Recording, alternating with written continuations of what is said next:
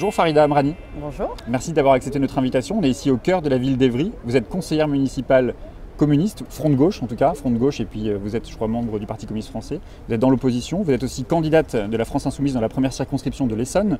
Une circonscription un peu particulière, on va y revenir. Mais d'abord, quel autre regard est-ce que vous proposez aujourd'hui? Alors moi je propose un regard en tant que je suis une citoyenne aujourd'hui engagée, et c'est en tout cas ce regard-là que je veux mettre en avant.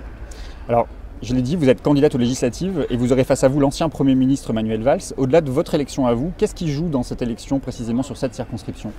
Qu'est-ce qui se joue ici? Il se joue juste l'avenir de la circonscription en tout cas, et l'avenir des gens qui y habitent et qui aujourd'hui sont en totale souffrance, en tout cas dans notre circonscription, et qui veulent, au-delà de battre qui que ce soit, qu'on s'occupe d'eux et de leurs problématiques et balayer juste une politique désastreuse de ces dernières décennies. Qui est votre principal adversaire dans cette campagne? Mon principal adversaire dans cette campagne, c'est, si on peut dire, c'est la politique qui a été tenue, qui a été mise en œuvre en tout cas par l'ex-premier ministre depuis ces dernières années. Comment ça se passe avec lui sur le terrain? Est-ce qu'il vous considère? Est-ce qu'il vous parle? Est-ce qu'il vous interpelle? Oui, bien sûr. J'ai lu qu'il ne vous appelait pas par votre nom, il vous appelait la candidate mélenchoniste. Oui, il a le droit, parce que justement, comme il est très peu présent, il ne connaît pas mon nom, c'est normal. Et les habitants que vous croisez, qu'est-ce qu'ils vous disent? Ils vous parlent de la politique de Manuel Valls? Ils vous parlent il nous parle, du bilan? Oui, il nous parle beaucoup de ce qu'on leur propose, ce qu'on veut leur proposer, de notre proposition et de notre programme. Donc nous, aujourd'hui, au-delà de battre qui que ce soit, on est là pour mettre en œuvre, en tout cas, un programme qui a remporté plus de 30% des voix au présidentiel. Il a fait du mal à la gauche, Manuel Valls? Oui, je pense que oui. En toute honnêteté, oui. Aujourd'hui, vous avez bien vu l'éclatement en tout cas de la gauche. Et c'est pas venu comme ça, ça a été structuré.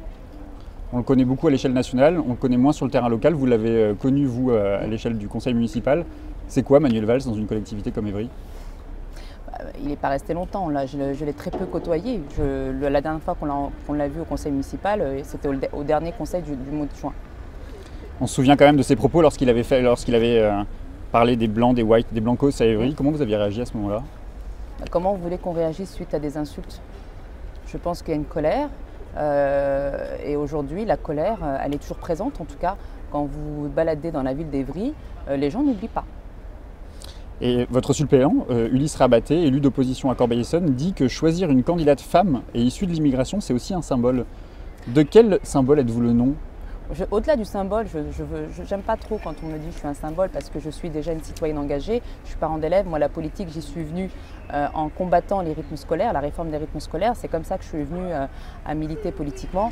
Donc moi, je n'ai pas besoin de symbole. Le symbole qu'il faut porter, c'est le rassemblement, le vivre ensemble dans cette magnifique France. J'ai lu effectivement dans une interview avec France Info que vous aviez dit effectivement que à l'origine, vous n'étiez pas destinée au combat politique, vous étiez plutôt une militante syndicale, je crois. Vous êtes une militante syndicale. Et dans cette même interview, vous faisiez remarquer que vous n'aviez pas fait l'ENA, que vous étiez passé par l'école de la vie. C'est votre cas, vous êtes issu de la société civile? Oui, ce qu'on peut appeler aujourd'hui la société civile. Oui, c'est un beau mot, etc. Mais je ne suis pas la seule, il y en a plein dans mon cas. Et effectivement, aujourd'hui, les citoyens, en tout cas, la politique leur parle tous les jours. Et aujourd'hui, les citoyens en ont marre et se disent moi aussi, j'ai ma petite pierre à porter à l'édifice. Et si on ne commence pas par soi, en tout cas pour changer, si on ne prend pas par la main pour changer nos politiques, personne ne fera notre place. Qu'est-ce qu'elle vous inspire, la société civile version Emmanuel Macron? On l'a vu, je pense qu'aujourd'hui, quand on prône l'exemplarité, il est dommage que les paroles, c'est des belles paroles, mais il faut que ça soit aussi dans les actes. Et dans les actes, aujourd'hui, on voit des personnalités qui l'entourent, qui ont des problèmes un petit peu avec la justice de mémoire. Alors dans votre circonscription, il y a aussi la candidature de Dieudonné, il y a aussi celle du Front National. L'un et l'autre étant crédités, je crois, entre 3 et 12% respectivement dans les intentions de vote. C'est l'autre enjeu de cette élection, battre l'extrême droite? Oui, mais comme vous le savez, en fait, notre circonscription est une circonscription ancrée à gauche de toute façon. Et effectivement, on n'y échappe pas comme au niveau national. Il y a toujours cette présence du Front National qui est là, qui guette, mais il y a un socle, et ce socle, pour l'instant, le couvercle est bien maintenu. Alors c'est une circonscription de gauche, mais la gauche est divisée sur cette circonscription. Pourquoi un accord n'était pas possible avec les communistes, malheureusement, oui, on le déplore. Moi, je le déplore, je suis une première à le déplorer. Surtout que la circonscription dans laquelle je me présente aujourd'hui, faisait partie du package des négociations au niveau national. Après, il n'y a pas eu d'accord Mais bon, on n'est pas une circonscription, en tout cas, il y en a partout des accords. Et comme vous le savez, dans toutes les circonscriptions de France et de Navarre, il y a un candidat France Insoumise et un candidat PCF. Ça vous aurait probablement permis d'être au premier tour, en tout cas en tête du premier tour, si vous aviez été rassemblé. Vous feriez un appel à rassemblement au second tour si vous êtes… bien entendu. Et je pense que, en tout cas, le candidat communiste, je ne le vois pas faire autrement que de nous soutenir, parce qu'on est à peu près sur la même politique. Donc et il est de gauche aussi, donc il a quand même des convictions.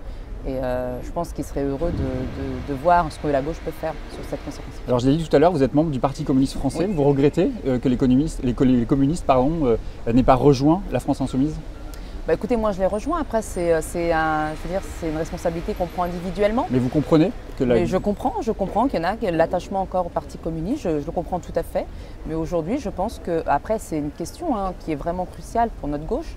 Et je pense qu'il va falloir qu'on ait un débat, en tout cas serein et sérieux, et on se dise vraiment les choses, parce que si on veut reconstruire, c'est ensemble déjà, parce qu'on doit rester ensemble et reconstruire de façon intelligente, je veux dire, en mettant de côté les querelles individuelles. Et pour vous, l'avenir de la gauche, il passe par le rassemblement des communistes, de la France insoumise, des écologistes, des socialistes de gauche? Bien sûr, tous ceux qui veulent vraiment travailler dans le même but, rassembler et proposer un programme cohérent et vraiment un programme cohérent et qui est fait pour les citoyens et pas contre les citoyens. Si vous êtes élu la semaine prochaine député de cette circonscription, ça sera quoi votre première action? Ma première action, elle sera déjà de pouvoir que je puisse en tout cas siéger à la commission permanente, parce que ça me tient très à cœur, des affaires culturelles et de l'éducation. Très bien. Alors hier, je recevais le député européen socialiste Guillaume Balas. Il vous a posé une question, ou plutôt d'ailleurs, à travers vous, il a interpellé les militants de la France insoumise qu'il accuse de semer constamment du sectarisme et de la désignation de l'ennemi. Et il vous demande à vous, compte tenu du score qu'a fait Jean-Luc Mélenchon à la présidentielle, mais aussi compte tenu de ce que les classes populaires vont se prendre dans la figure, dit-il, est-ce que vous ne devriez pas tendre la main et ouvrir la discussion? Que lui répondez-vous aujourd'hui, Farida Amrani? La main est toujours tendue. On sait toujours, bien entendu, on se connaît tous, tous les candidats sur cette circonscription se connaissent et on discute, on débat. Et oui, je tends la main en tout cas à tous ceux qui veulent nous rejoindre et pour pouvoir justement remettre la gauche au pouvoir en tout cas. Merci beaucoup Farida Amrani. Demain, je recevrai Arnaud Vivian. Il est écrivain et candidat citoyen qui fait face aussi à une figure de la politique gouvernementale de Manuel Valls, puisqu'il aura face à lui Myriam El Khomri, et puis les candidats de la France Insoumise, et puis aussi Caroline Dehaas et Paul Vanier. Vous avez une question pour lui? Oui, a priori, c'est quelqu'un qui débute, en fait, qui n'a pas de parti, moi, ma question, c'est comment lui, qui la culture lui tient très à cœur, comment aujourd'hui on peut remettre la culture au centre du débat? Très bien, je lui transmettrai la question. Merci beaucoup.